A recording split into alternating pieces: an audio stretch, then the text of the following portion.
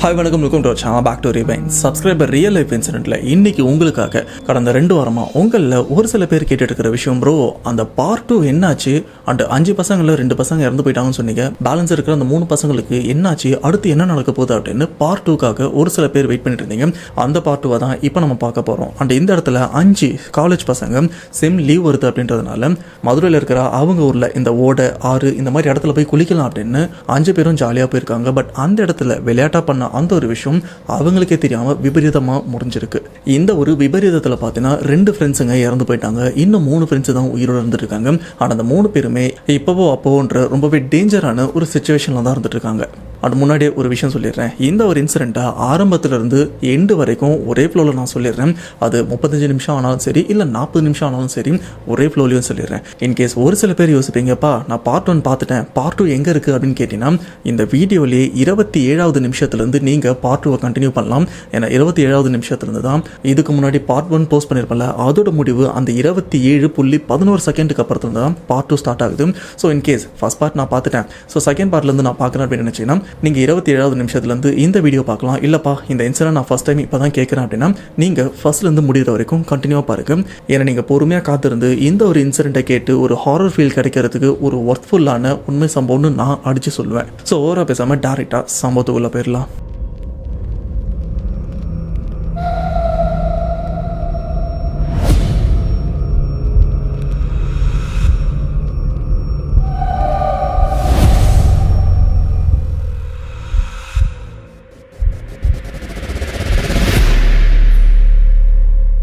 இந்த உண்மை சம்பவத்தை நமக்கு ஷேர் பண்ண சப்ஸ்கிரைபர், இவருடைய நேம் சரவணன், இவர் மதுரையை சேர்ந்தவர்.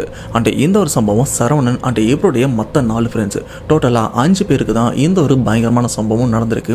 நான் ஆல்ரெடி சொல்லியிருப்பேன்ல, இந்த டீமில் 2 பேர் இப்போ உயிரோடு இல்லை அப்படின்னு. அது எல்லாமே இவங்க தெரிஞ்சோ தெரியாமலோ ஒரு விஷயத்தையும் ட்ரை பண்ணுறாங்க. அண்ட் இந்த இடத்துல நீங்கள் எக்ஸ்பெக்ட் பண்ணியிருப்பீங்க, இவங்க இந்த கோஸ்ட் எக்ஸ்ப்ளோர் ஆர் இந்த பேய்ங்க கூட கம்யூனிகேட் பண்ணுற மாதிரி ஏதாச்சும் கேம் ட்ரை பண்ணியிருப்பாங்களோ அப்படின்னு. ஆனால் அப்படிப்பட்ட எந்த ஒரு விஷயமும் இங்கே நடக்கலை. அதுக்கு பதிலாக டோட்டலாக வேறு மாதிரி நடந்திருக்கு. அது என்னன்னு பார்த்தீங்கன்னா, அந்த டைமில் அதாவது 2021 பார்த்தீங்கன்னா பசங்க எல்லாருமே காலேஜ் படிச்சுட்டு இருக்காங்க. அப்படியே செம்மும் வருது. காலேஜ் செம் முடிஞ்ச உடனே ஒரு 2 வாரம் லீவும் வரும். இந்த 2 வாரம் லீவை வந்து எப்படி என்ஜாய் பண்ணுறது அப்படின்னு இவங்க யோசிக்கும் போது, டேய் வேற வழியே இல்லை, நம்ம ஊரில் இருக்கிற காடு கம்மா அப்படின்னு எல்லா ஏரியாவும் சுற்றுவோம், இந்த லீவை நம்ம நல்லா என்ஜாய் பண்ணலாம் அப்படின்னு இந்த ஃப்ரெண்ட்ஸில் இருக்கிற எல்லாருமே டிஸ்கஸ் பண்ண சரவணன் இவருக்கும் இந்த ஒரு விஷயம் ஓகேவா இருக்கு. சரிடா நாள்லேருந்து நம்ம வேலையை ஸ்டார்ட் பண்ணிடலாம் அப்படின்னு அந்த காலேஜ் முடிச்சதுக்கு அடுத்த நாள்ல இருந்து இவங்களும் அவங்க ஏரியாவில் இருக்கிற நிறைய இடத்துக்கும் சுத்த ஆரம்பிக்கிறாங்க. சரவணன் இவங்க ஊருக்குள்ள ஒரு பெரிய ஓடையும் இருக்கு. அந்த ஏரியால தான் பசங்க எல்லாருமே ஜாலியா டைம் ஸ்பெண்ட் பண்ணிட்டு இருப்பாங்க. இது மட்டும் இல்லாம அந்த ஓடை இருக்கிற அந்த லொகேஷனுக்கு இவங்க போனாங்கன்னா காலையில போனவங்க சாயங்காலம் 6:30 மணிக்கு அப்புறம் தான் அந்த இடத்த விட்டு வருவாங்க. அந்த அளவுக்கு அந்த இடத்துல நிறைய ஃபன் பண்ணிட்டு இருப்பாங்க. அதே போல தான் அன்னைக்கும் அந்த இடத்துக்கு போயிருக்காங்க. பட் இவங்க போன அந்த பர்டிகுலர் டைம்ல பார்த்தீங்கன்னா இவங்க ஊரை சேர்ந்த நிறைய பேர் அந்த இடத்துல உட்காந்து சரக்கு அடிச்சிட்டு இருந்தாங்க. இந்த ஒரு விஷயம் பசங்க இவங்களுக்கும் பிடிக்கல. டேய் என்னடா இது, நாம் எப்பவுமே இந்த இடத்துல தான் டைம் ஸ்பெண்ட் பண்ணுவோம், ஆனா இப்போ இங்கே குடிச்சிட்டு இருக்காங்களே ஒரு மாதிரி இருக்கு, பேசாமல் கிளம்பிடலாம் அப்படின்னு சரவணன் இவர் சொல்ல. பட் கூட இருக்கிற மற்ற பசங்க, டேய் இவ்வளோ தூரம் வந்துட்டோம், கொஞ்ச நேரம் கூட ஃபன் பண்ணாமல் இப்படியே கிளம்பிட்டா என்ன அர்த்தம், வா அவனுக்கு அங்கே தானே குடிச்சிட்டு இருக்காங்க, நம்ம இந்த சைடு போடலாம் அப்படின்னு அந்த குடிச்சிட்டு இருக்கிறதுக்கு அப்படியே ஆப்போசிட்டில் கொஞ்சம் தள்ளி இவங்க நகர்ந்தும் போகிறாங்க. அண்ட் அங்கே ஒரு லொக்கேஷன் மாட்டுது. அண்ட் அந்த லொக்கேஷனை ஃபிக்ஸ் பண்ணதுக்கப்புறம் அந்த ஓடையில் எல்லாரும் குளிக்கலாம் அப்படின்னு ட்ரை பண்ணுறாங்க. இது மட்டும் இல்லாமல் அந்த கரை மேலே நின்று இவங்க பல்ட்டி அடித்த மாதிரி அந்த தண்ணியில் குதிச்சு குளிப்பாங்க. ஸோ இந்த ஒரு விஷயத்தை பண்ணும்போது சரவணன் மற்ற ஃப்ரெண்ட்ஸ் எல்லாருமே பல்ட்டி அடித்து அந்த தண்ணிலையும் குதிச்சிடுறாங்க. ஆனால் அந்த டீமில் இருக்கிற ராஜான்ற ஒரு ஃப்ரெண்ட் என்ன பண்ணுறாங்க, அப்படி பல்ட்டி அடிக்கும் போது கால் ஸ்லிப் ஆகி கீழே விழுந்துடுறாரு. பெருசாலாம் அடிப்படல, சேஃபா லேண்ட் ஆயிடுறாரு. பட் இருந்தாலும் கீழே விழுந்துடுறாரு. இதை பார்த்த பசங்க, டேய் என்னடா ஆச்சு அப்படின்னு கேட்கும்போது, இல்லடா நான் கரெக்டாக தான் ஜம்ப் பண்ணேன், ஆனால் ஜம்ப் பண்ணும்போது என் காலில் ஏதோ இடிச்சது, அதனால தான் ஸ்லிப் ஆகி கீழே விழுந்துட்டேன் அப்படின்னு சொல்லும்போது, கரெக்டாக அந்த ராஜா அப்படின்றவர் எந்த இடத்துல பல்ட்டி அடிச்சாரோ அந்த இடத்துல வந்து பார்க்கும்போது அந்த இடத்துல ஒரு பெரிய பொட்டி இருக்கிறத இங்கே இருக்கிற பசங்களும் பார்க்குறாங்க. பார்த்ததுக்கப்புறம், டேய் என்னடா இந்த இடத்துல பொட்டி ஏதோ புதைச்சி வச்ச மாதிரி இருக்கே அப்படின்னு இவங்களும் பார்க்குறாங்க. அண்ட் இவங்க பார்த்தா அந்த பெட்டி ரொம்ப பெருசாக இருக்கும் அப்படின்லாம் சொல்ல முடியாது, ஓரளவுக்கு கொஞ்சம் சின்னதான், அதுக்குன்னு ரொம்ப சின்னதும் இல்லை. இந்த ஒரு பெட்டி பார்த்தீங்கன்னா கரையோரமாக இருக்குது. அண்டு பாதி புதஞ்சு பாதி புதையாமலும் இருக்குது. இந்த ஒரு பெட்டியை பார்த்ததுக்கப்புறம் இவங்களுக்கு ஃபஸ்ட்டு அந்த பெட்டியை ஓப்பன் பண்ணி பார்க்கணும் அப்படின்ற ஒரு எண்ணம் சுத்தமாக வரல. இதுலேயும் சரவணன் இவர் லைட்டாக அந்த பெட்டியை பார்க்குறாரு. மேலே நிறைய வார்த்தைகள்லாம் எழுதுன மாதிரி இருக்குது. அண்ட் அங்கே இருக்கிற அந்த பூட்டை வந்து யாருமே திறக்காத அளவுக்கு அந்த பூட்டில் நிறைய துணி அண்ட் நிறைய மந்திரிச்ச பொருள்லாம் சுற்றி அது ரொம்பவே சேஃப்டி பண்ண மாதிரியும் இருக்குது. இதை பார்த்ததுக்கப்புறம் சரவணன் இவருக்கும், டேய் எனக்கு என்னவோ இது சரிப்பட்டு வர மாதிரி தெரியல, பேசாமல் இங்கேருந்து நம்ம கிளம்பிடலாம் அப்படின்னு அவரும் சொல்ல அந்த கூட இருக்கிற 2 பசங்களும் டேய் கிளம்பிடலாம் அப்படின்னு அவங்களும் அக்செப்ட் பண்ணிக்கிறாங்க. ஆனால் எல்லா டீம்லேயும் ஒரு சில ஆர்வக்கோளாறு பசங்க இருப்பாங்கல்ல, சேம் அதே மாதிரி தான் இந்த டீம்லேயும் ஒரு 2 பேர் என்ன பண்ணுறாங்கன்னா, டேய் நீ சொல்கிற மாதிரிலாம் அது இருக்காது, எனக்கு தெரிஞ்சு இந்த பெட்டியில் ஏதாச்சும் விலை மதிக்க முடியாத பொருள்லாம் இருக்கும், கண்டிப்பாக இதை ஓப்பன் பண்ணோன்னா அதை நாம் எடுத்து விற்றோன்னா கண்டிப்பாக நிறைய காசு கிடைக்கும், ஏன் இந்த சான்ஸை வேஸ்ட் பண்ணணும் அப்படின்னு அவங்களுக்குள்ள மைண்ட் வாஷ் பண்ணும்போது ஒரு லெவலுக்கு அப்புறம் இங்கே இருக்கிற எல்லாருக்குமே சரி இதை ஓப்பன் பண்ணி பார்த்தா தான் என்ன, அட்லீஸ்ட் இதில் விலை மதிக்க முடியாத பொருள் இல்லைனாலும் உள்ளே என்ன இருக்குன்னு தெரிஞ்சுக்கலாமே அப்படின்னு அவங்களுக்கும் அந்த ஓப்பன் பண்ணுற எண்ணம் அப்போ தான் வருது. இதுக்கப்புறம் சரவணன் இவரோட 2 ஃப்ரெண்டு அந்த பூட்டை எடுத்தும் பார்க்குறாங்க, நிறைய துணி சுற்றி இருக்கல, அதை பொறுமையாக அந்த பூட்டில் இருந்து பிரித்து எடுத்துகிட்டும் இருக்காங்க. அந்த பூட்டில் சுற்றி வச்ச அந்த துணியில் பார்த்தீங்கன்னா ஏதோ நிறைய வார்த்தைகள்லாம் எழுதியிருக்கு. ஆனால் உண்மையிலே அதில் என்ன வார்த்தைகள் எழுதியிருக்கு அப்படின்னு அந்த சமயம் இவங்களுக்கும் புரியல. அப்படியே ஓப்பன் பண்ணதுக்கப்புறம் பூட்டு லாக் பண்ணியிருக்கு, சாவியும் இல்லை, எப்படி ஓப்பன் பண்ணுறது அப்படின்னு யோசிக்கும் போது இந்த டீமில் ஹரின்னு ஒருத்தர் இருக்கார். அவர் ஒரு பெரிய கல் எடுத்துகிட்டு வந்து அந்த பூட்டு மேலே போட அந்த பூட்டும் உடஞ்சிருது. உடஞ்சதுக்கப்புறம் எல்லாருமே இங்கே இருக்கிற 5 பேரும் ஒரு ஆர்வத்தோட அந்த பெட்டியை ஓப்பன் பண்ணி பார்த்தா உள்ள விலை மதிக்க முடியாத பொருள்னு எதுவுமே இல்லை, ஏதோ தேவையில்லாத ஒரு சில பொருள் தான் இருக்குது. இதை பார்த்தோன்னே டேய் இதுக்காடா நம்ம இவ்வளோ ரிஸ்க் எடுத்தோம் அப்படின்னு இவங்களுக்கும் தோண அந்த பெட்டியை அங்கேயே போட்டு இதை போய் ஓப்பன் பண்ண பாரு, டைம் வேஸ்ட் அப்படின்னு இவங்களும் யோசிக்கிறாங்க. பட் சரவணன் இவருக்கு மட்டும் ஏதோ தப்பாக ஒரு விஷயம் ஃபீல் ஆகுது. உண்மையிலேயே நாம் ஓப்பன் பண்ணது சாதாரண ஒரு பெட்டி தானா, இல்லை திறக்கக்கூடாது ஏதாச்சும் ஒன்று திறந்துட்டோமா அப்படின்னு இவரும் யோசிக்க, சரி இப்போ யோசிக்கிறதுலாம் டைம் இல்லை, டேய் டைம் பாரு, மணி இப்போவே 6:45 ஆயிடுச்சு, எப்போயுமே நம்ம இந்த இடத்த விட்டு கிளம்புறதா இருந்தால் 6:30 மணிக்கெலாம் கிளம்பிடுவோம், வீட்டில் வர திட்ட போகிறாங்க, வாங்கடா கிளம்பலாம் அப்படின்னு இவங்க எல்லாருமே அந்த இடத்த விட்டும் கிளம்புறாங்க. அண்ட் இவங்க ஸ்கூட்டியில் தான் வந்தாங்க, அந்த ஸ்கூட்டி எடுத்துகிட்டு இந்த இடத்த விட்டும் பொறுமையாக கிளம்பி போயிட்டும் இருக்காங்க. ஆனால் இந்த இடத்துக்கு வந்த 5 பேருமே ஒரே ஒரு ஸ்கூட்டியில் தான் வந்திருக்காங்க, அதுவும் சாதாரண பெட்ரோல் வண்டிலாம் கிடையாது, அவங்க எடுத்துகிட்டு வந்தது எலக்ட்ரிக் ஸ்கூட்டர். இப்போது இங்கேருந்து கிளம்பும்போது அந்த 5 பேருமே அந்த ஸ்கூட்டியில் தான் உட்காடுறாங்க. அப்படி உட்காந்து அங்கேருந்து கிளம்பும்போது பார்த்தீங்கன்னா இவங்க ஓட்டிட்டு போகிறது என்னவோ எலக்ட்ரிக் ஸ்கூட்டர் அப்படின்றதுனால வண்டியில் லோடும் கொஞ்சம் அதிகமாக இருந்திருக்கு. ஸோ ஓட்டிட்டு போகும்போது திடீர்னு வண்டி ஆஃப் ஆயிடுது. என்னன்னு பார்த்தா வண்டியில் இருக்கிற ஒரு சின்ன ஃபியூஸும் போயிட்டு இருக்கு. அண்ட் இந்த ஸ்கூட்டி சரவணன் இவரோட தான். அண்ட் இந்த ஃபியூஸ் போனால் அதை எப்படி மாற்றணும், அதோட ஸ்பேர் கூட இந்த வண்டியில் தான் இருக்கு. இதனால சரவணன் இவர் என்ன பண்ணுறாருன்னா அந்த ஃபியூஸ் போனதை அதை தூக்கி போட்டு அந்த ஃப்ரெஷ்ஷாக இருக்கிற ஃபியூஸ் எடுத்து அதிலே மாட்டாரு. இப்போ வண்டி ஆன் ஆயிருது. இப்போ மறுபடியும் அந்த 5 பேர் சேம் அதே ஸ்கூட்டரில் உட்காந்து அதே எலக்ட்ரிக் ஸ்கூட்டரில் உட்காந்து இங்கேருந்தும் கிளம்புறாங்க. பட் வேகமாலாம் போகல, இதுக்கு முன்னாடி வேகமாக வரும்போது தான் ஃபியூஸ் போயிடுச்சு. இப்போ முடிஞ்ச வரைக்கும் ஸ்லோவாக போகலாம் அப்படின்னு இவங்களும் ஸ்லோவாக போகிறாங்க. அண்ட் இவங்க போகிற அந்த டைம் ஆல்மோஸ்ட் இருட்டிருச்சு, வெளிச்சம் அப்படின்றது சுத்தமாக கிடையாது. அதில் குறிப்பிட்ட ஒரு விஷயம் சொல்லணும்னா அந்த ஒரு நாள் இந்த பேய்களுக்கு உகந்த நாள் அப்படின்னு கூட சொல்லலாம்.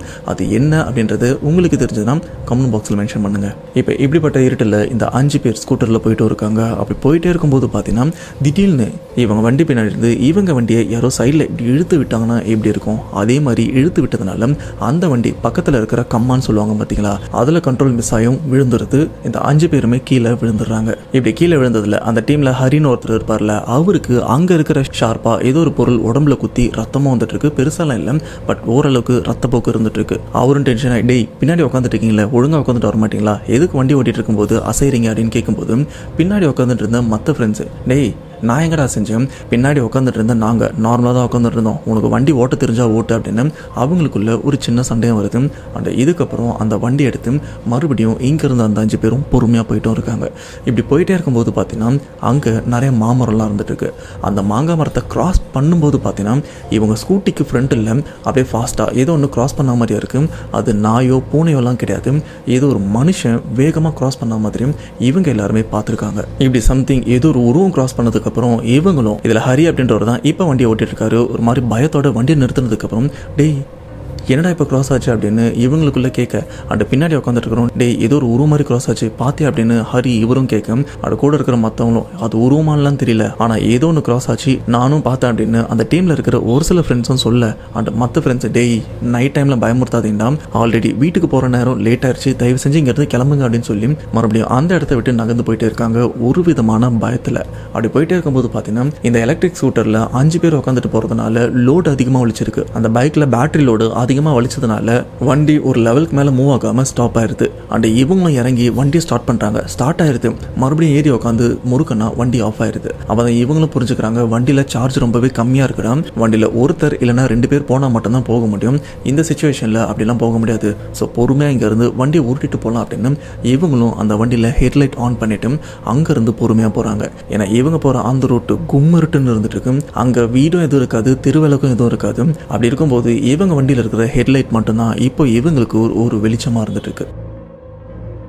இப்படி இவங்க எல்லாருமே நடந்து போயிட்டு இருக்காங்க. இதில் ஹரி அப்படின்றவர் வண்டியை கொடுத்துட்டு பின்னாடி நடந்து வந்துட்டு இருக்காரு. அப்படி நடந்து வந்துட்டு இருக்கும்போது ஹரி இவரோட தோலை தட்டி யாரோ ஒருத்தவங்க என்ன என்னை நோண்டிட்டு நீங்கள் பாட்டுன்னு போயிட்டே இருக்கீங்க, உங்கள் யாரையுமே நான் சும்மா விட மாட்டேன் அப்படின்னு யாரோ சொல்கிறான். ஹரி இவரும் பின்னாடி திரும்பி பார்த்தா அந்த இடம் காலியாக இருந்துட்டு இருக்கு. அதாவது ஹரி இவர் மட்டும்தான் கடைசியாக வந்துட்டு இருக்காரு. இவருக்கு பின்னாடி ஆளுங்கன்னு யாருமே இல்லை. இவரும் யோசிக்கிறாரு யாரோ என்னை தட்டினாங்க அண்ட் அந்த வார்த்தை ரொம்பவே கிளியராக எனக்கும் புரிஞ்சுது. உங்களுக்கு ஏதாச்சும் குரல் கேட்டுது அப்படின்னு கேட்கும்போது இல்லடா எங்களுக்கு எதுவும் கேட்கல அப்படின்னு மற்ற ஃப்ரெண்ட்ஸும் சொல்கிறாங்க. இல்லடா எனக்கு ஒரு குரல் கேட்டுது.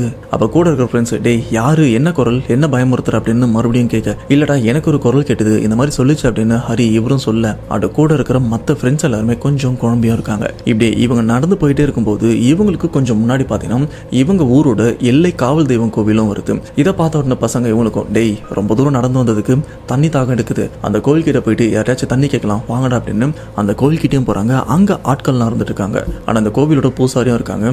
இவங்க வண்டியை ஓரமாக விட்டுட்டு கோயிலுக்குள்ள போயிட்டு பூசாரி கிட்ட தண்ணி கேட்கும்போது பூசாரி அவரும் தண்ணி எடுத்துட்டு வர்றாரு. பட் அந்த தண்ணியை பசங்க கிட்ட கொடுக்கறதுக்கு முன்னாடி இங்க இருக்கிற பசங்க எல்லாருமே ஒரு மாதிரி விசித்திரமாவும் பார்க்க என்ன இவரு நம்மள ஒரு மாதிரி பாக்குறாரு அப்படின்னு கொஞ்சம் குழம்பியா இருக்காங்க. அப்ப பூசாரி கேட்கிற வார்த்தை தம்பிகளா எங்க போயிட்டு வரீங்க அப்படின்னு அந்த பூசாரி அவரும் கேட்க அண்ட் இங்க இருக்கிற பசங்களும் இல்லைங்க தாத்தா இங்க ஒரு ஓடையும் இருந்துட்டு இருக்கு அங்கதான் போய் விளையாடிட்டு வரோம் அப்படின்னு சொல்ல பட் பூசாரி மறுபடியும் ஒரு மாதிரி பாக்குறாரு. இல்ல தம்பி நீங்க தெரிஞ்சோ தெரியாமலோ ஏதோ ஒரு விஷயத்த தொல்லை பண்ணிட்டு வந்த மாதிரி இருக்கு அண்ட் எனக்கு ஏதோ ஒரு விஷயம் தப்பா படுது அப்படின்னு அவரும் சொல்ல இல்ல தாத்தா நாங்க இங்க சும்மா விளையாடிட்டு தான் வரோம், அதை தவிர்த்து வர எதுவுமே இல்லை அப்படின்னு இங்க இருக்கிற பசங்களும் தான் என்ன பண்ணோம் அப்படின்ற ஒரு விஷயம் தெரியாம பூசாரி இவர்கிட்டையும் சொல்லிட்டு இருக்காங்க. இருந்தாலும் பூசாரி தம்பி நீங்க ஏதோ ஒன்று பண்ணிட்டு வந்திருக்கீங்க என்ன பண்ணீங்கன்னு சொல்லும்போது இங்க இருக்கிற பசங்க கொஞ்சம் கோபமாகறாங்க. தாத்தா நாங்க எங்க போனா உங்களுக்கு என்ன, உங்க வேலையை பாருங்க, அதான் எதுவும் பண்ணலன்னு சொல்றோம்ல அப்படின்னு இவங்களும் அங்கிருந்து கிளம்பும் போது பட் இருந்தாலும் அந்த பூசாரிக்கு மனசும் சரியில்லை. தம்பி இதை இப்படியே விட்டீங்கன்னா கண்டிப்பா உங்க உயிருக்கே ஆபத்து வரும்பா, நான் சொல்றதை கேளுங்க அப்படின்னு சொல்லும்போது பசங்க இதை கேட்கிற மாதிரி இல்லை. தாத்தா நான் தான் சொல்றேன்ல உங்க வேலை எதுவோ அதை மட்டும் பாருங்க, நாங்க எதுவுமே பண்ணல அப்படின்னு மறுபடியும் இங்கிருந்து கிளம்பும் போது அப்போ அங்க பூசாரி சரிப்பா கொஞ்சம் இருங்க அப்படின்னு சொல்லிட்டு அந்த கோவிலில் இருக்கிற திருநீர் அந்த எலுமிச்சை பழம் இது எடுத்தும் கொடுக்குறாங்க. நீங்க வீட்டுக்கு போற வரைக்கும் இதை எடுத்துட்டு போங்க அப்படின்னு சொல்லி அனுப்புறாங்க. அதுக்கேற்ற மாதிரி பசங்க அதை வாங்கிட்டு அந்த இடத்த விட்டும் கிளம்புறாங்க. இதுக்கப்புறம் பசங்க எல்லாருமே அவங்க வீட்டுக்கும் வந்துடுறாங்க. இதுலயும் இந்த சம்பவத்தை நமக்கு ஷேர் பண்ண சரவணன் அவரும் வீட்டுக்கு வந்துட்டு சாப்பிட்டு படுத்துட்டும் இருக்காரு. அது சரியா அந்த 2021 அந்த சமயம் பார்த்தீங்கன்னா நம்ம சேனல்ல நிறைய ரியல் லைஃப் இன்சிடென்ட்லாம் போஸ்ட் பண்ணியிருந்தோம். அந்த ரியல் லைஃப் இன்சிடென்ட்டை இவரும் கேட்டுட்டு தான் இருக்காரு. மோஸ்டா நைட்டு 12லேருந்து 1 மணி வரைக்கும் மொபைல் யூஸ் பண்ணிட்டு அதுக்கப்புறம் தான் தூங்குவார். அப்போ 12 மணி போல் இவரும் ஹெட்ஃபோனை கனெக்ட் பண்ணிட்டு நம்ம சேனலில் போஸ்ட் பண்ண வீடியோவை அவரும் பார்த்துட்டு இருக்காரு. அப்படி பார்த்துட்டு இருக்கும்போது சரவணன் இவருக்கு ஒரு ஃபீலும் வருது. அது என்னன்னா நம்ம பக்கத்தில் யாரோ படுத்துக்கிட்டு சேம் நம்ம மொபைலை பார்க்குற மாதிரி யாரோ மொபைலை பார்க்குறாங்களே அப்படின்ற மாதிரி இவருக்கும் தோண ஆரம்பிக்குது. அந்த சைடில் இப்படி திரும்பி பார்த்தா இவர் பக்கத்தில் யாருமே இல்லை. பட் எப்பெல்லாம் இவர் மொபைலை பார்க்குறாரோ அப்போல்லாம் இந்த ஒரு விஷயம் யாரோ ஒருத்தவங்க சரவணன் இவர் பக்கத்தில் படுத்து அந்த மொபைலும் பார்த்துட்டு இருக்காரு. அதாவது சரவணன் இவர் எப்படி பார்க்குறாரோ சேம் அதே மாதிரி பார்க்குற விஷயத்த ஃபீல் பண்ணதுக்கு அப்புறம் என்னடா ஏதோ டிஸ்டர்பன்ஸாக இருக்கு, சரி எந்திரிச்சு வெளியில் போயிட்டு கொஞ்சம் ரிலாக்ஸ் பண்ணலாம் அப்படின்னு மொபைல்லாம் ஓரமாக வச்சுட்டு வீட்டை விட்டு வெளியில் வராரு. அப்படி வெளியில் வந்ததுக்கப்புறம் சரி பாத்ரூம் போகலாம் அப்படின்னு அப்படியே ஓரமாக பாத்ரூம் போகலாம் அப்படின்னு போகும்போது இவர் பாத்ரூம் போகிற இடத்துல இருந்து கொஞ்சம் தள்ளி யாரோ ஒருத்தவங்க இவரையும் நின்று பார்த்துட்டு இருக்காங்க. உருவம் ரொம்பவே கிளியராக தெரியுது. யாரா இந்த இடத்துல நிற்கிறா அப்படின்னு இங்கே சரவணன் இவரும் அங்கே நிற்கிறது யாருன்னே தெரியாமல் பாத்ரூம்லாம் போயிட்டு அங்கே அந்த உருவம் நிற்கிறதுல அந்த உருவத்துக்கிட்டேயும் போகிறாரு. கிட்ட போக போக தான் இவருக்கும் தெரியுது டேய் விக்கி இங்கே என்னடா பண்ணுற அப்படின்னு இவரும் கேட்க அப்புறம் தான் தெரியுது இந்த பையன் யாருன்னா இதுக்கு முன்னாடி 5 பேர் போயிட்டு அந்த ஓடையில் ஃபன் பண்ணிட்டு வந்திருப்பாங்களே அதில் ஒரு நபர் தான் விக்கி அப்படின்றவர். அவர் தான் இப்போது நம்ம சரவணன் இவர் வீட்டுக்கு கொஞ்சம் முன்னாடி இருந்துட்டு இருக்காரு. இதை பார்த்துட்டு தான் சரவணன் இவரும் நீ எப்பறம் இங்கே வந்த இங்கே என்ன பண்ணுற அப்படின்னு கேட்க இல்லை மச்சான் நான் தூங்கிட்டு இருக்கும்போது என்னை யாரோ கூப்பிட்டாங்க, வீட்டை விட்டு வெளியிலயும் வர சொன்னாங்க, நானும் வெளியில வந்தேன். பட் அதுக்கப்புறம் என்னாச்சுன்னு தெரியல, இங்க வந்து நிக்கிறேன், நான் எப்படி வந்தேன்னு தெரியல அப்படின்னு அவரும் ஒரு மாதிரி குழப்பத்தோட சொல்றாரு. ஆனா இங்க இருக்கிற சரவணன் இவரும் டேய் சும்மா லூசு மாதிரி விளையாட்டு இருக்காத, வீட்டுக்கு போய் தூங்குடா அப்படின்னு அவரை வீட்டுக்கு அனுப்பிட்டு இந்த சைடில் சரவணன் இவரும் வந்து சைலண்டாக தூங்கிடுறாரு. இப்படியே பொழுது விடிஞ்சிருது. அந்த டே சரவணன் இவரோட வீட்டில் தான் இருந்துருக்காரு. அப்படியே சாயங்காலமாக வருது. சாயங்காலம் வந்ததுக்கப்புறம் தான் சரி விக்கியை போயிட்டு பார்த்துட்டு வரலாம் அப்படின்னு சரவணன் விக்கியோட வீட்டுக்கும் போகிறாரு. அந்த இடத்துல ஃப்ரெண்டு நார்மலாக தான் இருந்துருக்காரு. டேய் போர் அடிக்குது, ஏன்னா வெளியில் போகலாமா அப்படின்னு கேட்கும்போது வெளில போகலாம், எதில் போகிறதுரா அப்படின்னு விக்கி அவரும் கேட்க, டேய் உங்கள் அப்பா வண்டி தான் இருக்குல்ல ஸ்ப்ளெண்டர், அதை எடுத்துகிட்டு போகலாம் அப்படின்னு சொல்ல, அப்பா வண்டி இருக்குடா ஆனால் அதில் பெட்ரோல் இல்லை, ரொம்பவே கம்மியாக தான் இருக்குது, என்ன பண்ணுறது அப்படின்னு கேட்கும்போது என்கிட்ட ஒரு 50 ரூபா இருக்குடா அப்படின்னு சரவணன் இவரும் சொல்ல, அண்டு விக்கி அவர்கிட்டயும் ஒரு 50 ரூபா இருக்குது. இப்போ இந்த வண்டியில் கொஞ்சமாக பெட்ரோல் இருக்குல்ல, எப்படியாச்சும் நாம ஓட்டிக்கிட்டே பெட்ரோல் பங்க் போயிடலாம், அண்ட் அங்கே போனதுக்கப்புறம் இருக்கிற காசை வச்சு பெட்ரோல் போட்டுடலாம் அப்படின்னு இவங்களும் மெயின் ரோடு வழியாக போகாமல் ஒரு காட்டு வழி பாதையிலையும் போகிறாங்க. ஏன்னா மெயின் ரோடு வழியாக போனால் விக்கி அவரோட அப்பா அந்த இடத்துல தான் இருப்பார், அவருக்கு தெரியாமல் வண்டி எடுத்துகிட்டு போனால் திட்டுவார் அப்படின்றதுனால அந்த காட்டு வழி பாதைக்கும் போகிறாங்க. அண்ட் அந்த இடத்துல ஒரு பாலம் அண்ட் ஐயப்பன் கோவிலும் இருக்குது. எப்படியோ அந்த ரூட்டில் போயிட்டே இருக்கும்போது வண்டி பெட்ரோல் இல்லாமல் கொஞ்சம் அடைக்கவும் ஆரம்பிக்குது. உடனே வண்டியில் இவங்க சோக்கை போட்டு கொஞ்சம் ஃபாஸ்ட்டாக ஓட்டிட்டு எப்படியோ பெட்ரோல் பங்க் வரைக்கும் போயிட்டு பெட்ரோலை போட்டு திரும்ப அதே காட்டு வழி பாதையாக தான் இவங்க வர வேண்டியும் இருக்குது. ஆனால் போகும்போது ரொம்பவே சேஃபாக போயிட்டாங்க, வரும்போது சேஃபாக வர முடியுமா, ஏதாச்சும் பிரச்சனை நடக்கும்ல, சேம் ஒரு பிரச்சனை ரெடியாக இவங்களுக்காக காத்துட்ருக்கு. இப்போ மறுபடியும் அதே காட்டு வழி பாதையில் தான் இவங்களும் அந்த ஸ்ப்ளெண்டர் பைக்கில் வந்துட்டு இருக்காங்க. 2 பேர் மட்டும்தான். இவங்க 2 பேருமே வந்துட்டே இருக்கும்போது பார்த்தீங்கன்னா கரெக்டாக இவங்க வீட்டுக்கும் இவங்க பெட்ரோல் போட்டாங்கல்ல, இந்த 2 இடத்துக்கும் நடுவில் தான் அந்த காட்டு வழி பாதையும் இருக்குது. அந்த இடத்துல வரும்போது இவங்க வண்டி மறுபடியும் பெட்ரோல் இல்லாமல் அடைக்கிற மாதிரியும் இருக்குது. அண்டு ஒரு லெவலுக்கு அப்புறம் வண்டி அப்படியே நின்றுது, வண்டி ஸ்டார்ட் பண்ணவும் முடியல. டேய் இப்போ தான்டா பெட்ரோல் போட்டோம், அதுக்குள்ளே காலி ஆயிடுச்சா அப்படின்னு இவங்களும் பெட்ரோல் டேங்கை ஓப்பன் பண்ணால் பெட்ரோல் இவங்க எந்த அளவுக்கு போட்டாங்களோ அந்த அளவுக்கு இருந்துட்டு இருக்கு. அண்டு வண்டியை ஸ்டார்ட் பண்ண ட்ரை பண்ணுறாங்க, வண்டி 1 இன்ச்சு கூட ஸ்டார்ட் ஆகலை. அப்போ சரவணன் இவர் என்ன சொல்கிறேன்னா, டேய் இங்கேருந்து இடம் கொஞ்சம் டவுனாக தான் இருந்துட்டு இருக்கு, நான் செகண்ட் கியரில் போட்டு ஆக்சிலேட்டர் ரைஸ் பண்ணி வைக்கிறேன், நீ பின்னாடி இருந்து தள்ளி விடு, அண்டு ரோடும் வந்து டவுனில் தான் இருக்குது, கிராவிட்டியில் வந்து வண்டி ஸ்டார்ட் ஆயிரும் அப்படின்னு சொல்லும்போது பின்னாடி விக்கி இவரும் வண்டியை தள்ளலான்னு வரும்போது அங்கே விக்கிக்கும் சரி சரவணன் இவருக்கும் சரி ஒரு கெட்ட வாடை அடிக்கிறத 2 பேருமே ஃபீல் பண்ணுறாங்க. அது என்னன்னு பார்த்தீங்கன்னா, ஒரு போனம் நெருப்பில் எரிஞ்சதுன்னா என்ன மாதிரி நாத்தடிக்கும், சேம் அதே ஸ்மெல் தான் இங்கே சரவணன் இவருக்கும் விக்கி இவருக்கும் வர. ஏதோ ஒரு நாத்தடிக்குது, என்னதுரா அப்படின்னு கேட்கும்போது, டேய் அதே நாத்தம் எனக்கும் அடிக்குது, எனக்கு என்னவோ இங்கே இருக்கிறது சரியா படல, நீ கொஞ்சம் வண்டியை தள்ளு, இங்கேருந்து கிளம்பலாம் அப்படின்னு சொல்லும்போது பின்னாடி இருக்கிற விக்கியும், டேய் என்னடா லூசு மாதிரி பேசிட்டு இருக்க, எனக்கு தெரிஞ்சு இது ஏதாச்சும் எலி சத்த நாத்தமாக இருக்க போது, நீ என்னவோ வளரிட்டு இருக்க அப்படின்னு விக்கி சரவணன் அவரை கிண்டல் பண்ணிட்டு இருக்காரு. மறுபடியும் சரவணன், டேய் இந்த இடத்த விட்டு கிளம்பலாம்டா, வண்டியை தள்ளுடா அப்படின்னு சொல்ல விக்கி இவரும் முடிஞ்ச வரைக்கும் எனர்ஜியோட அந்த வண்டியை தள்ளலான்னு தள்ளிட்டே இருக்கும்போது பார்த்தீங்கன்னா வண்டியில் உட்காந்துட்டு இருக்கிற சரவணன் இவர் என்ன பண்ணுறாருன்னா ஆக்சிலேட்டர் ரைஸ் பண்ணாமல் பிரேக்கை போட்டு வண்டியை ஸ்டாப் பண்ணிடுறாரு. பின்னாடி வண்டியை தள்ளிட்டு இருக்கிற விக்கி இவரும், டேய் நான் எவ்வளோ கஷ்டப்பட்டு தள்ளிட்டு இருக்கேன், நீ என்னடா பிரேக்கை போடுற அப்படின்னு சொல்லும்போது சரவணன் இவரும் எந்த ஒரு விஷயத்துக்குமே ரியாக்ட் பண்ணாமல் ஏதோ ஒரு இடத்த அப்படின்ற மாதிரி பார்த்துட்டும் இருக்காரு. அண்டு விக்கி இவரும் கூப்பிட சரவணன் இவர்கிட்ட எந்த ரியாக்ஷனுமே இல்லை. என்னடா நான் பேச இவன் ஏதோ மேலே பார்த்துட்டு இருக்கான் அப்படின்னு விக்கி இவரும் சரவணன் கிட்ட வந்து, டேய் நான் வண்டியை தள்ளும்போது எதுக்குடா பிரேக்கை போட்டா அப்படின்னு சொல்லும்போது சரவணன் இவரும், டேய் அங்கே பாடுறா அப்படின்னு சொல்ல இவங்களுக்கு எதிர்க்கவே ஒரு மாமரமும் இருந்துருக்கு. அந்த மரத்துக்கு கொஞ்சம் மேலே பார்த்தீங்கன்னா ஒரு மரத்தோட கிளையில யாரோ ஒருத்தவங்க உட்காந்துட்டு இருக்கிறது இதை 2 பேருமே பார்க்குறாங்க.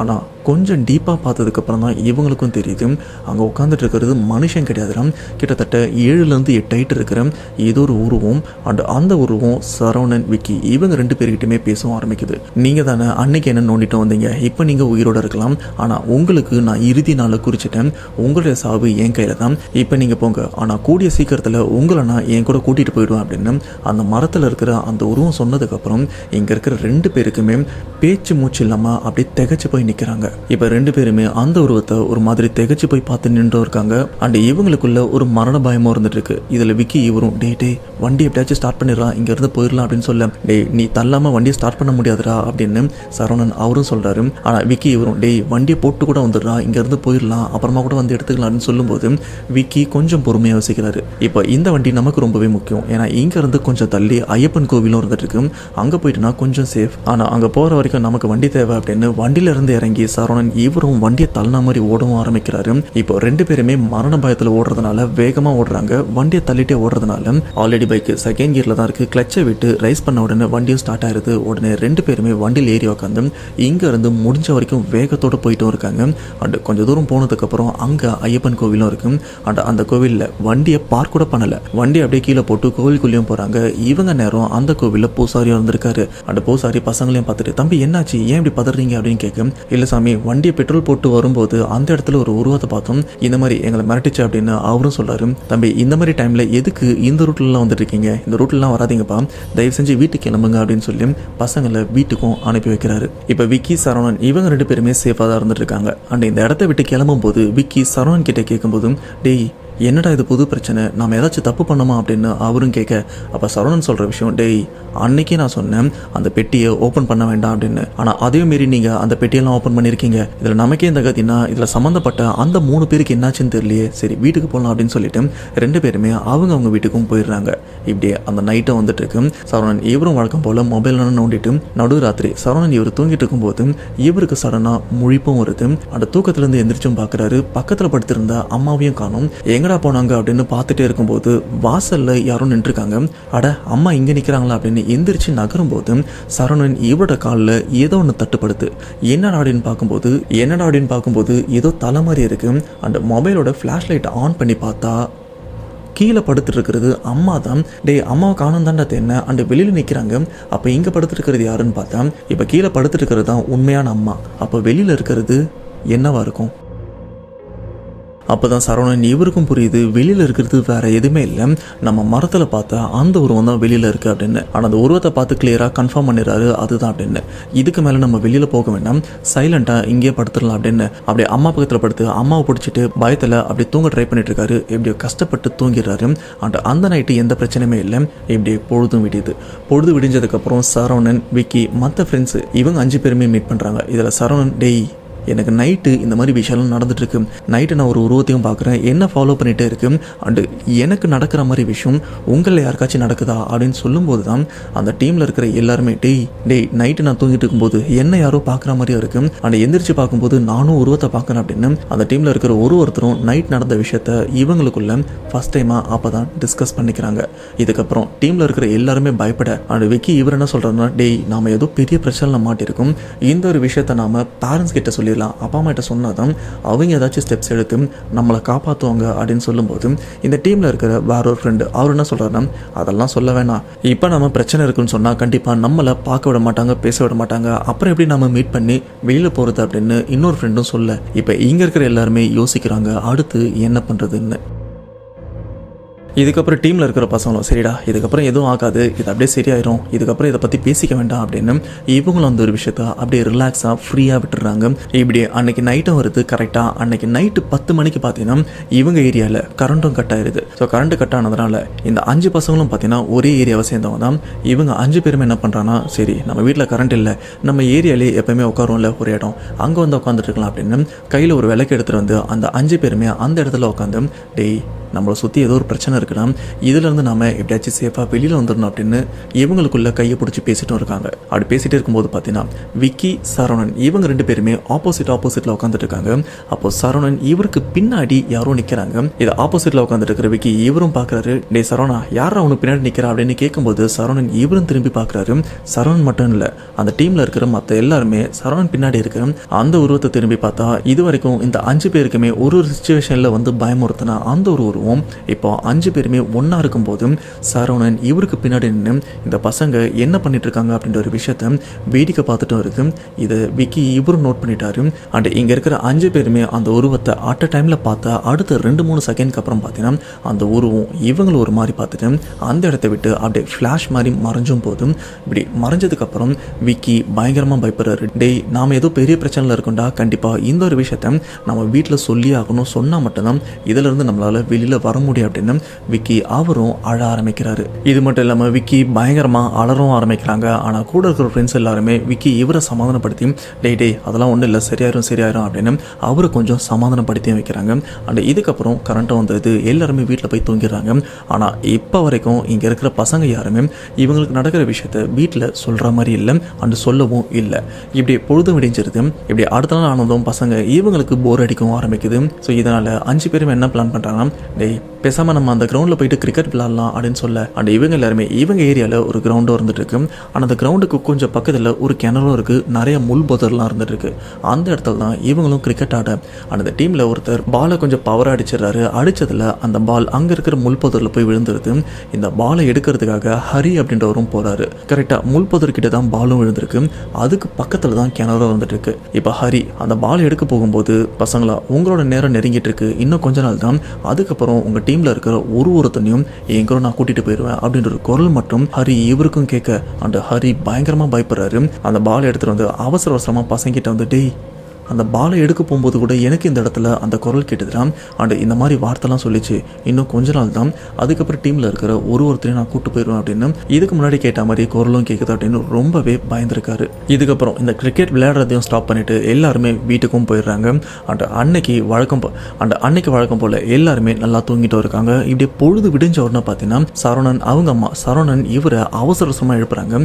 எழுப்பின உடனே, மா எதுக்குமா இவ்வளோ சீக்கிரம் எழுப்புற அப்படின்னு கேட்கும்போது, டேய் உன் ஃப்ரெண்டு ஹரி இறந்து போயிட்டானடா, இப்போதான் நியூஸ் வந்தது, இப்போ என்னன்னு பாரு அப்படின்னு சொன்னதுக்கப்புறம் இங்கே சரவணன் இவரும் அடிச்சு பிடிச்சி ஹரி அவரோட வீட்டுக்கும் போகிறாரு.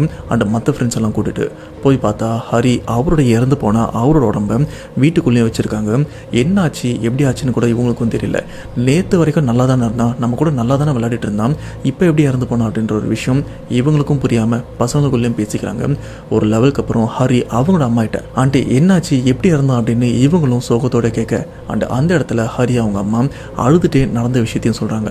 இல்லைப்பா இப்போ ரீசெண்டாகவே என் பையன் ஏதோ ஒரு உருவம் தெரியுது, என்னை கூப்பிடுது அப்படின்ற மாதிரிலாம் சொல்லி பயந்துட்டு இருந்தான். நேற்று நைட்டு கூட இதே விஷயத்த தான் என்கிட்ட சொன்னான். நானும் அதெல்லாம் ஒன்றும் இல்லைப்பா அப்படின்னு சொல்லி அவனுக்கு திருநீர்லாம் வச்சு விட்டு தூங்க வச்சேன். ஆனால் அதுக்கப்புறம் என்னாச்சுன்னு தெரியலப்பா, வீட்டுக்குள்ளேயே தற்கொலை பண்ணி தூக்க மாட்டி இறந்து போயிருக்கான் அப்படின்னு பயங்கரமாக கதறி அழறாங்க.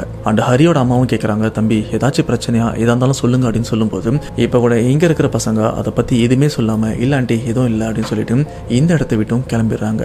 அண்டு அப்படியே வெளில போனதுக்கப்புறம் டீமில் விக்கி இவர் தான் ஆரம்பத்துலேருந்து சொல்லிட்டு இருக்காரு, டேய் அப்போவே சொன்னேன் இதை வீட்டில் சொல்லியிருந்தா ஏதாச்சும் ஸ்டெப் எடுத்திருப்பாங்க அப்படின்னு, இப்போ நம்ம லேட் பண்ணனா கண்டிப்பாக நமக்கு பிரச்சனை வரும், ஸோ வீட்டில் சொல்கிறது நல்லது, நான் சொல்கிற போகிறேன் அப்படின்னு அவரும் சொல்ல அண்ட் இங்கே இருக்கிற எல்லாருமே சரி வீட்டில் சொல்கிறது தான் சேஃப் அப்படின்னு எல்லாருமே வீட்டில் போயிட்டு திட்டினாலும் பரவாயில்ல அடித்தாலும் பரவாயில்ல அப்படின்னு நடந்த விஷயத்த சொல்கிறாங்க. அப்படி சொன்ன உடனே இப்போது இந்த டீமில் இருக்கிற எல்லாருமே தனித்தனியாக பிரிக்கவும் ஆரம்பிக்கிறாங்க. இதுக்கப்புறம் நீங்கள் எங்கேயும் போகக்கூடாது அண்ட் விக்கி இதுக்கப்புறம் உங்களுக்கு பைக்கே கிடையாது அப்படின்னு அவங்க அப்பா திட்டவும் ஆரம்பிக்கிறாங்க. ஆனால் இதுக்கப்புறம் இந்த மாதிரி எந்த விஷயமும் பண்ணாதீங்க, நீங்கள் இதுக்கப்புறம் வீட்லேயே தான் இருக்கணும், எங்கேயும் போகக்கூடாது அப்படின்னு பசங்களை கொஞ்சம் ரெஸ்ட்ரிக்ட் பண்ணவும் ஆரம்பிக்கிறாங்க.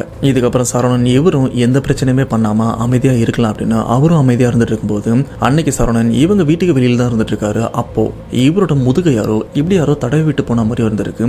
யாரா அப்படின்னு இப்படி சுற்றி திரும்பி பார்த்தா சரவணன் இவர் நிற்கிற இடத்துல இருந்து ஒரு 5 அடி தள்ளி பார்த்தீங்கன்னா இதுக்கு முன்னாடி மரத்தில் ஒரு உருவத்தை பார்த்துருப்பார்ல, அண்டு கரண்ட் போனதுக்கப்புறம் கூட இவங்களுக்கு பின்னாடி அந்த உருவம் வந்திருக்குமே, சேம் அதே உருவம் தான் இப்போ இங்கேருந்து 5 அடி தள்ளி நின்றுருக்கு பகல் டைமில். அண்ட் அந்த உருவத்தோட முடி எப்படி இருக்குன்னு பார்த்தீங்கன்னா தலையிலேருந்து கால் வரைக்கும் இருக்குது, எல்லாமே சுருட்ட முடி மாதிரியே இருந்துட்டு இருக்கு. அந்த மூஞ்சி வாய் ஃபுல்லாக அடிப்பட்டு ரத்தமாக இருந்துட்டு இருக்கு. பார்க்கறதுக்கு ஒரு மாதிரி கோரமான ஒரு உருவம் மாதிரியே இருந்துட்டு இருக்கு.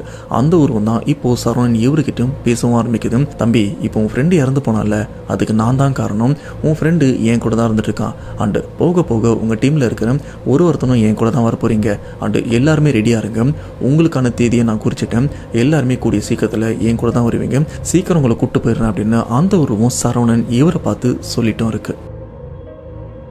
இப்படி அந்த உருவத்தை பார்த்ததுக்கப்புறம் சரவணன் அலறி அடித்து கத்தவும் ஆரம்பிக்கிறாரு. இப்படி கத்தனதை பார்த்ததுக்கப்புறம் சரவணன் இவரோட அம்மா அப்பாலாம் வந்து அக்கம் பக்கத்தில் இருக்கிறவங்களாம் வராங்க. என்னாச்சு அப்படின்னு கேட்கும்போது, இல்லை அந்த உருவத்தை நான் பார்த்தேன், அது எங்களுக்குள்ள துடிச்சிட்டு இருக்கு அப்படின்னு எல்லா விஷயமும் சொல்கிறாங்க. அந்த வீட்டில் இருக்கிறவங்களும் இதுக்கு ஏதாச்சும் பண்ணலாம் அப்படின்னு யோசிச்சுட்டு இருக்கும்போது தான் சரவணன் இவருக்கு ஒரு விஷயமும் தோணுது. அது என்னன்னா, ஃபர்ஸ்ட் டைம் தெரிஞ்சோ தெரியாமலோ அந்த பொட்டி ஓப்பன் பண்ணிட்டு நம்ம ரிட்டர்ன் வரும்போது நம்ம ஊரோட எல்லை காவல் தெய்வம் கோயிலுக்கு வந்தோம். அங்கே இருக்கிற பூசாரி ஆல்ரெடி கெஸ் பண்ணியிருந்தாரு, இந்த பசங்க ஏதோ பண்ணிட்டு வந்திருக்காங்க அப்படின்னு. பேசாம அங்க போய் அவர்கிட்ட கேட்டனா இதுல இருந்து வெளியில வரலாமா அப்படின்னு தெரியும் அப்படின்னு இந்த ஒரு விஷயத்த வீட்டுல சொல்ல இப்ப எல்லாருமே இவங்க ஊர் காவல் தெய்வம் கோயிலுக்கும் போறாங்க. அது வேற யாருமே இல்ல, ஐயனார் கோவில். இப்படி அந்த ஐயனார் கோவில் பூசாரி கிட்ட போனதுக்கு அப்புறம் நடந்த விஷயத்த அங்க இருக்கிற பூசாரி கிட்ட சொல்லும் போது, தம்பி நான் ஆல்ரெடி அன்னைக்கே உங்ககிட்ட கேட்டேன், நீங்க அன்னைக்கு இதை பத்தி ஏதாச்சும் சொல்லியிருந்தீங்கன்னா இது என்ன ஏதுன்னு பார்த்து நம்ம ஏதாச்சும் பண்ணிருக்கலாம், ஆனா அன்னைக்கு நீங்க கொஞ்சம் திமிரா பேசுனீங்க, இப்ப எங்க வந்து நிக்குது பாத்தி அப்படின்னு அவரும் கேட்க, அட சரவணன் இவரும் அந்த பூசாரி கிட்ட மன்னிப்பும் கேட்கிறாரு, தெரியாம பண்ணிட்டோம் அப்படின்னு. சரி சரிப்பா உண்மையிலேயே அன்னைக்கு என்ன பண்ணீங்க அப்படின்னு கேட்கும்போது, இல்லை சாமி, அன்னைக்கு நாங்கள் அந்த ஓடையில் குளிச்சுட்டு இருக்கும்போது சும்மா விளையாட்டுத்தனமாக நாங்கள் பல்ட்டி அடிச்சு தான் குதிச்சோம். அதில் எங்கள் டீமில் இருக்கிற ஒரு பையன் கால் தடிக்கு கீழே விழுந்துட்டான். என்னன்னு பார்த்தா அங்கே ஒரு பெட்டியும் இருந்துட்டு இருக்கு. கொஞ்சம் சின்ன பெட்டி தான், அதை ஓப்பன் பண்ணக்கூடாதுன்னு நான் பசங்கிட்ட சொன்னேன். ஆனால் இங்கே இருக்கிறவனும் கொஞ்சம் ஆர்வக்கோளாறில் ஓப்பன் பண்ணிட்டானுங்க. ஆனால் அதில் பெருசாக எதுவுமே இல்லை. ஆனால் அன்னையிலேருந்து இப்போ வரைக்கும் எங்களோட உருவம் பின்தொடர்ந்து வந்துட்டு இருக்கு.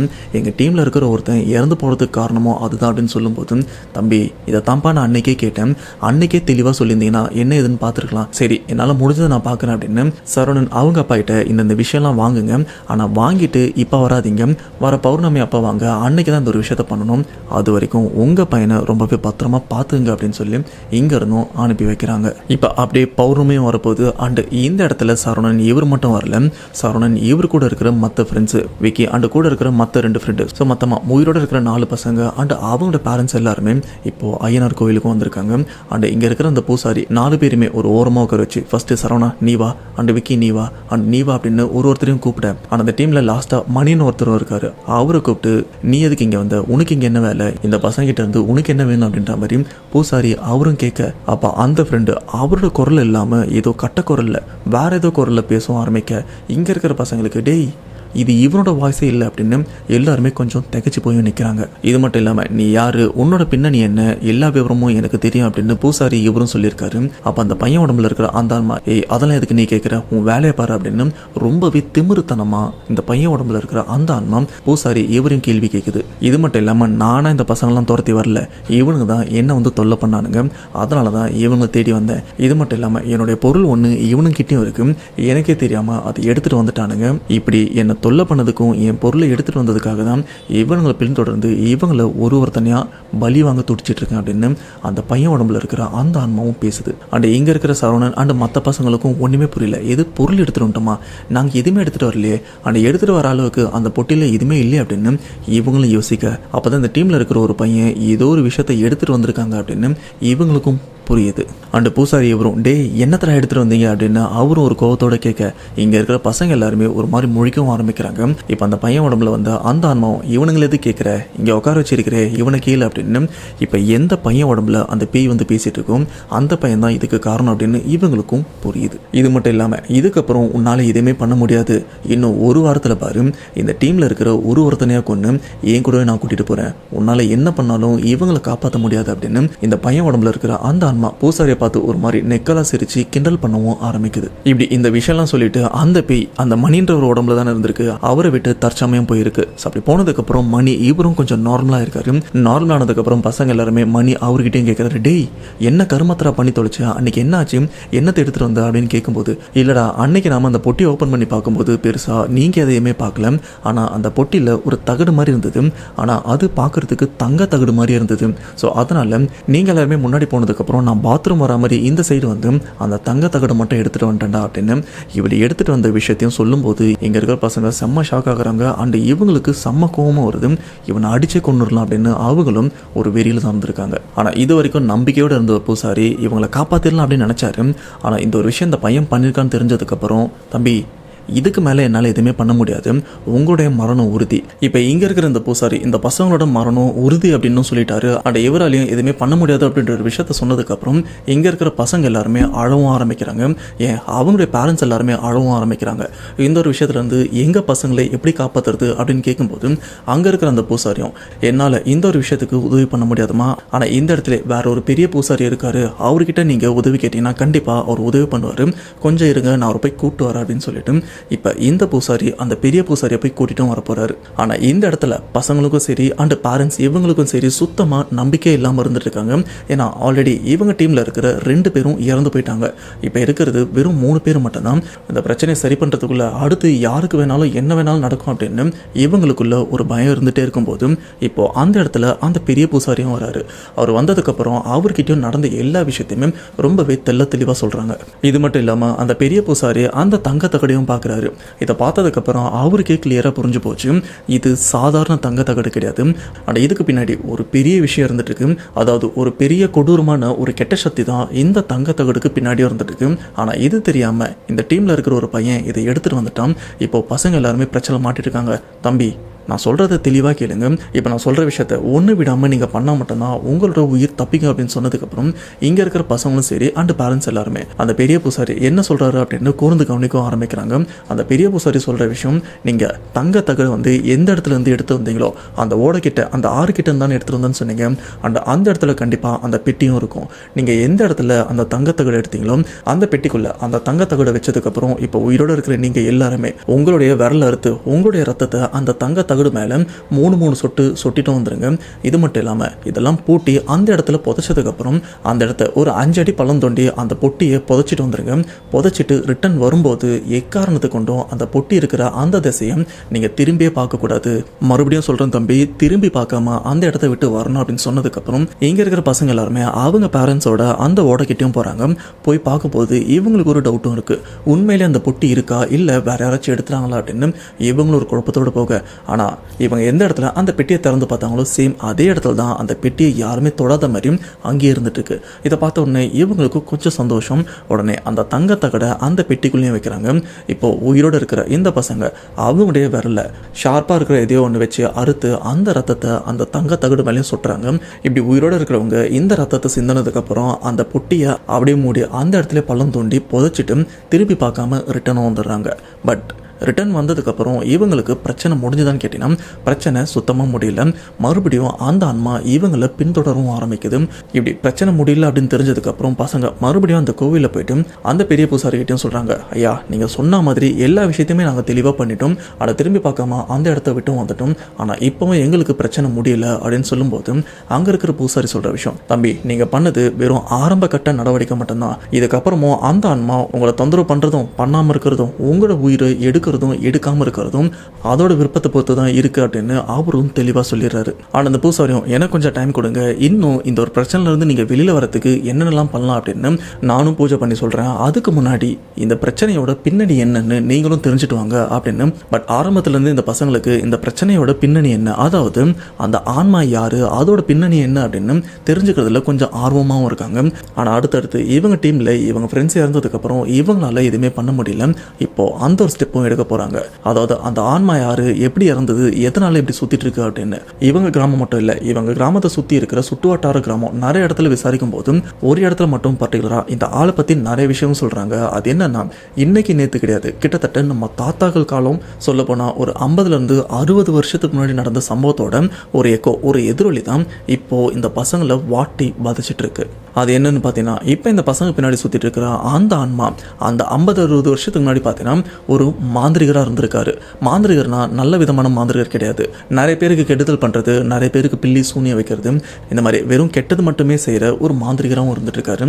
இதனால் அந்த ஊர் மக்களில் நிறைய பேர் பாதிக்கவும் பட்டிருக்காங்க. அண்ட் அப்படி பாதிக்கப்பட்டதில் நிறைய பேர் இந்த ஆளை எப்படியாச்சும் போட்டு தள்ளணும், அடிச்சு கொள்ளணும் அப்படின்னு அவங்களுக்குள்ள ஒரு வைராகியம் இருந்துட்டு இருக்கு. ஆனால் இந்த ஒரு விஷயத்த தனியாக பண்ண முடியாது. ஏன்னா இவனுக்கு மாந்திரிகள்லாம் தெரியும், தனியாக போய் மாட்டினா நம்மளை என்ன வேணாலும் பண்ணுறோம் அப்படின்னு அந்த டைமில் நிறைய பேர் பயந்துருக்க. ஒரு லெவலுக்கு அப்புறம் இந்த மாதிரி பாதிக்கப்பட்டவங்க ஒன்று சேர்ந்துருக்காங்க. அப்படி சேர்ந்த எல்லாருமே தான் இந்த மாந்திரிகரை நடு ரோட்டில் அந்த ஊருக்குள்ளேயே பார்த்தீங்கன்னா அடிச்சும் கொள்கிறாங்க. பட் அந்த ஆள் இறக்கிறதுக்கு முன்னாடி அவர்கிட்ட அந்த மாந்திரிகம் சம்மந்தப்பட்ட பைலாக இருந்துருக்கு, அந்த பொருளாக இருந்துருக்கு. இப்போ அடித்ததில் அந்த மாந்திரிகர் ரத்த வெள்ளத்தில் இருந்துட்டு இருக்காரு.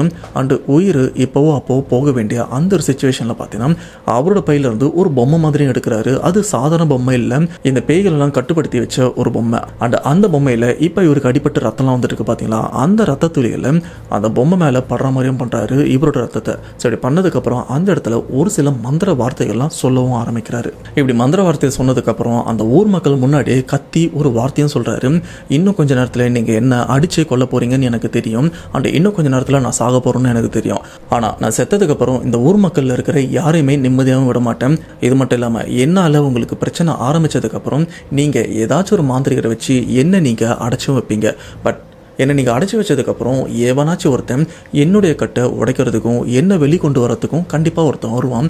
ஆனால் அப்படி நான் வெளியில் வந்தேன்னு வைக்கல, அதுக்கப்புறம் உங்களால் என்னை கட்டுப்படுத்துறது ரொம்பவே கஷ்டம், இது சத்தியம் அப்படின்னு சொல்லிட்டு அந்த இடத்துல அந்த மாந்திரிகர் செத்தும் போகிறாரு. அப்படி செத்ததுக்கப்புறம் கொஞ்ச நாள் அந்த மாந்திரிகரோட ஆன்மா, கெட்ட ஆன்மா பார்த்தீங்கன்னா அந்த ஊர் மக்களில் இருக்கிற நிறைய பேரை பாடப்படுத்தவும் ஆரம்பிக்குது. அதனால் ஒரு சில பேர் இறந்தும் போகிறாங்க. ஸோ இதனாலே அந்த ஊரில் இருக்கிறவங்க எல்லாருமே ஒன்று சேர்ந்து ஒரு நல்ல மாந்திரிகரை வர வச்சு இந்த கெட்ட மாந்திரிகரோட ஆன்மாவை அடக்கிறதுக்கு நிறைய பூஜைலாம் பண்ணுறாங்க. பட் அவரால் தனியாக பண்ண முடியல. வெளியூர்லேருந்து நிறைய மாந்திரிகரெல்லாம் வர வச்சு அது ஒரு பெரிய பூஜை பண்ணி இந்த கெட்ட மாந்திரிகரோட ஆன்மா, ஆன்மான்னு கூட சொல்லலாம், அந்த ஆன்மாவை அடைச்சி வைக்கிறாங்க. அப்படி அடைச்சதுக்கப்புறம் அங்கே இருக்கிற எல்லா மாந்திரிகளும் சொல்கிற விஷயம்னு பார்த்தீங்கன்னா, இந்த ஆன்மாவை இந்த ஊர்லேருந்து வேறு எங்கேயும் எடுத்துகிட்டு போக முடியாது, இந்த ஊரில் தான் எங்கேயாச்சும் நாம் புதைச்சி வைக்கணும் அப்படின்னு சொல்லிட்டு அந்த பெட்டி, தகடு அண்ட் அந்த ஆன்மா எல்லாத்தையுமே நிறைய மந்திரம்லாம் பண்ணி அந்த பொட்டிக்குள்ளே அடைச்சும் வைக்கிறாங்க. அப்படி அடைச்சதுக்கப்புறம் அந்த ஊரோட ஆற்றுலையும் தூக்கி போட்டுடுறாங்க. இப்படி ஆற்றுல போட்ட அந்த ஒரு பொட்டி மூழ்கி ஆற்றுக்குள்ளே போயிடும் அப்படின்னு தான் நமக்கும் நினப்பு இருக்கும். பட் வெளியில் இருக்கிற தண்ணி அந்த பொட்டிக்குள்ளே போகிறதுக்கு கொஞ்சம் டைம் எடுக்கும் பார்த்தீங்களா. அந்த ஒரு கேப்பில் அந்த பொட்டியில் காற்று இருக்குது. அப்படியே அந்த தண்ணியில் மிதந்துட்டு அந்த ஊரில் இருக்கிற ஓடை வழியாக, நிறைய ஓடைகள்லாம் இருக்கும் பார்த்தீங்களா, அதில் ஏதோ ஒரு வழியாக வந்திருக்கு. அப்படி தான் இந்த பசங்களோட ஊரும் வந்து சேர்ந்துருக்கு. ஆனால் இப்படி அந்த ஓடை வந்து சேர்றதுக்குள்ளேயே பார்த்தீங்கன்னா அந்த பொட்டிக்குள்ளே தண்ணிலாம் நிறைய பூந்துருக்கு. அண்டு அந்த பொட்டி அந்த ஓடைக்குள்ளேயே ஓரளவுக்கு புதஞ்சும் இருக்குது. இத்தனை வருஷமாக வெளிவராத அந்த ஒரு பொட்டி காலமாற்றத்தால் கொஞ்சம் கொஞ்சமாக வெளியே வந்திருக்கு. ஸோ இது மேலே காலை வச்சு தான் இந்த பசங்க பல்ட்டி அடித்து அந்த தண்ணிலையும் குதிச்சிருக்காங்க. அண்ட் அப்போ ஒருத்தர் தான் கால் ஸ்லிப்பாக கீழே விழுந்து எதிலையோ கால் தடுக்கிச்சு அப்படின்னு வந்து பார்க்கும்போது தான் இவங்களுக்கு தெரிஞ்சிருக்கு பொட்டி அண்ட் அதில் விலை உயர்ந்த பொருட்கள்லாம் இருக்குன்னு நினச்சி ஓப்பன் பண்ணால் உள்ள சாபம் தான் இருக்குது. இப்படி எல்லா விஷயமும் பசங்களுக்கு தெரிஞ்சதுக்கப்புறம் தான் நாம் எவ்வளோ பெரிய பிரச்சனையில் இருக்கும் அப்படின்னு இவங்களுக்கும் புரிய வருது. இதுக்கப்புறமும் பிரச்சனை இவங்களை துரத்தி அடிக்கவும் ஆரம்பிக்குது. சொல்ல போனால் அடுத்து இந்த டீமில் சந்தோஷன் ஒருத்தரும் இருக்காரு. அவரும் இறந்து போகிறாரு. எப்படி இறந்து போகிறாருன்னு பார்த்தீங்கன்னா தீ குளிச்சு இறந்தும் போகிறாரு. ஸோ இப்படி இறந்து போகிற இந்த ஒரு விஷயம் அவங்க ஃப்ரெண்ட்ஸால் எக்ஸ்பெக்ட் பண்ணவே முடியல. ஏன் இறந்து போன அந்த ஃப்ரெண்டுக்கு நாமெல்லாம் இப்படி பண்ணிப்போம் அப்படின்னு தெரியாமல் தான் இருந்திருக்கு. ஆனால் கடைசியாக அவரும் இறந்துட்டார். அப்படி இறந்து போன அந்த ஃப்ரெண்டு இந்த சம்பவத்தை நமக்கு ஷேர் பண்ண சப்ஸ்கிரைபர் அவருடைய கனவுலேயே வந்து என்னோட சாவுக்கு வேறு யாருமே காரணம் இல்லடா, இந்த ஆன்மா தான் என்ன சாக சொல்லி தூண்டிச்சு, வேறு வழி இல்லாமல் நானும் தற்கொலை பண்ணி இறந்து போயிட்டேன் அப்படின்னு அவருடைய கனவுல வந்த ஃப்ரெண்டோட ஆன்மா புலம்பிட்டு வந்துட்டு இருக்காங்க. இப்போ இந்த டீமில் இருக்கிறவங்க அடுத்தடுத்து இறந்து போனதுக்கப்புறம் சரவணன் இவரும் அந்த கனவுலேருந்து முழிச்சு உடனே பக்கத்தில் தூங்கிட்டு இருந்த அம்மாவை எழுப்பி, அம்மா சந்தோஷ் என் கனவுல வந்தான் அண்டு அவன் இறந்ததுக்கு காரணம் அந்த ஆன்மா தான் சொல்கிறான், எனக்கும் பயமாக இருக்குமா, அடுத்து எனக்கு என்ன நடக்க போகுதுன்னு தெரியல அப்படின்னு ரொம்பவே பயத்தோட சரவணன் இவரும் இருக்கு. அண்ட் அந்த சமயம் அம்மா இவங்க என்ன யோசிச்சாங்க அப்படின்னு தெரியல, நைட்டு கூட பார்க்காம அந்த கோயிலுக்கும் கூப்பிட்டு போகிறாங்க. அந்த இடத்துல தான் அந்த ஒரு பெரிய பூசாரி இருப்பார்ல, அவர்கிட்ட கூப்பிட்டு போயிட்டு நடந்த எல்லா விஷயத்தையுமே ஃப்ரெண்டு இப்போ இறந்து போனது கூட அந்த ஆன்மா தான் காரணம் அப்படின்னு ஃப்ரெண்டே கனவுல வந்து சொல்லியிருக்கான், எனக்கு இன்னும் பயமாக இருக்குது அப்படின்னு சரவணனோட அம்மா இந்த இடத்துல புலம்பிட்டு இருக்காங்க.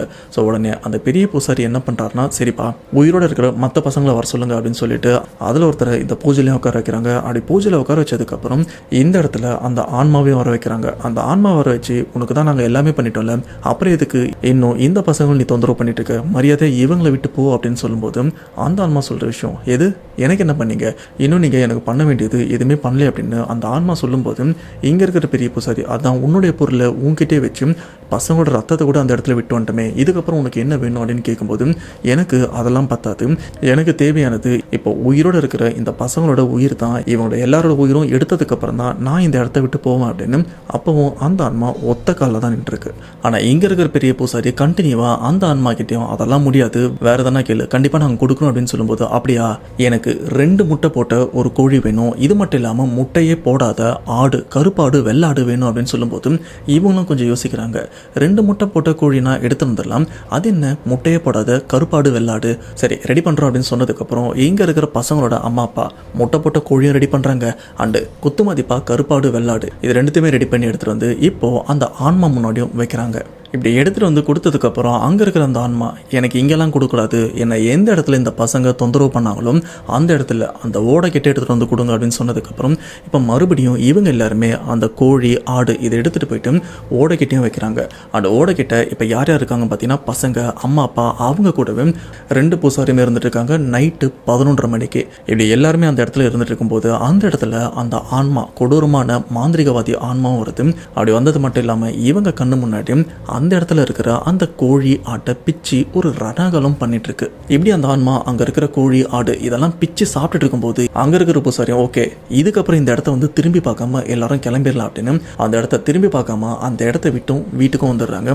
அந்த வீட்டுக்கு வந்ததுக்கு அப்புறம் ஓரளவுக்கு பசங்களுக்கு கொஞ்சம் ரிலாக்ஸாக ஃபீல் ஆகுது, எதுவுமே நம்மள ஃபாலோ பண்ணலாம் அப்படின்னு. பட் அப்படி நினச்சிட்டு இருந்த அந்த பசங்களுக்கு அதுக்கப்புறம் தான் தெரியுது, நான் இப்போ லைட்டாக பிரேக் தான் எடுத்திருக்கேன், ஆனால் மொத்தமாக பிரேக் எடுக்கல, மீதி இருக்கிற உங்கள் எல்லாருமே கொன்று என் கூட கூப்பிட்டு போனதுக்கப்புறம் தான் என்னோட வேலை முடியும். அண்ட் அதுக்கப்புறம் இவங்க யாரையுமே தொந்தரவு பண்ணாமல் உங்கள் 5 பேரோட நான் தனியாக இருப்பேன் அப்படின்னு அந்த ஆன்மா ஸ்டில் இந்த வீடியோ நீங்கள் பார்த்துருக்கீங்களே இப்போ வரைக்கும் உயிரோடு இருக்கிற பசங்களை தொந்தரவு பண்ணிட்டு தான் இருக்குது. ஆடை வெட்டிட்டோம், வெட்டினதுக்கப்புறம் திரும்பி பார்க்காம வந்தோம். திரும்பி பார்க்க மறுபடியும் அந்த பூசாரி சொன்னார், மறுபடியும் இந்த பசங்களை அந்த இடத்துக்கு மட்டும் தயவு செய்து அனுப்பாதீங்க, ஓகேவா? இப்போ இருக்கிற பசங்களையாவது வச்சு காப்பாற்றிங்க, இந்த சைடு மட்டும் தயவு செய்து அனுப்பிடாதீங்கன்னு சொன்னோன்னா திரும்பி பார்க்க நம்ம அன்னைக்கு வந்து நைட்டு படுத்தவங்க தான் ப்ரோ.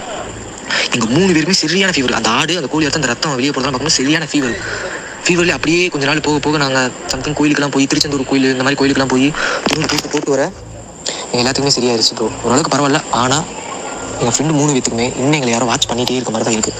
ஸ்டில் நான் உங்கள்கிட்ட இதை இப்போ சொல்லும் போது கூட என்னை யாரும் வாட்ச் பண்ணுற மாதிரி தான் இருக்குது. இந்த பிரச்சனை முடியல அப்படிங்கிற விஷயம் எனக்கு தெரியும். நான் வீட்டில் யார்ட்டையும் சொல்லி டிஸ்டர்ப் பண்ண விரும்பலை. நம்ம சப்ஸ்கிரைபர்ஸில் யாருக்காவது ஏதாவது இந்த விஷயத்தை ஏதாவது தெரிஞ்சால் ஹெல்ப் பண்ணுங்க ப்ரோ.